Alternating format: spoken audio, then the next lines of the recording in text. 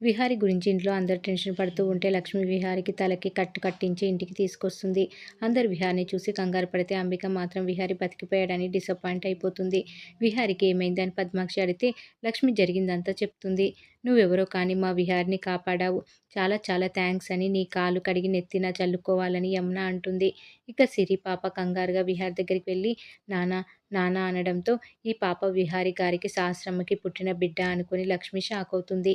ఇక పద్మాక్షి విహారిని కొట్టిన వాళ్ళని గుర్తుపడతావా అని అడిగితే లక్ష్మి గుర్తుపడతా అని అంటుంది.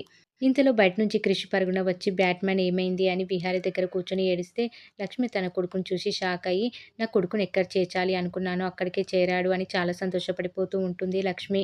క్రిష్ తన కన్నతల్లి లక్ష్మి దగ్గరికి వెళ్ళి మా బ్యాట్‌మ్యాన్‌ని కాపాడినందుకు చాలా చాలా థ్యాంక్స్ అండి అని షేక్ హ్యాండ్ ఇస్తాడు లక్ష్మికి. సిరి కూడా థ్యాంక్స్ చెప్తుంది. వీడు బయట వాళ్ళ విషయాల్లో కలుగజేసుకొని ప్రాణాల మీదికి తెచ్చుకుంటున్నాడు అని అంబిక అంటుంది. సహస్ర బాధపడుతూ ఉంటే ఎందుకే బాధపడతావు? అసలు ఇన్ని ఏళ్లలో నిన్ను ఎప్పుడైనా భార్యగా చూశాడా? నీతో మాట్లాడాడా? అసలు మిమ్మల్ని చూస్తే భార్యాభర్తలేనా అని డౌట్ వస్తుందని పద్మాక్షి అనడంతో సహస్ర విహారి సంతోషంగా లేరని లక్ష్మికి అర్థమవుతుంది. ఇక యమున క్రిష్ సిరులకు రేపటి నుంచి మీరు స్కూల్‌కి వెళ్ళాలి. వెళ్ళి పడుకోండి అని చెప్తుంది.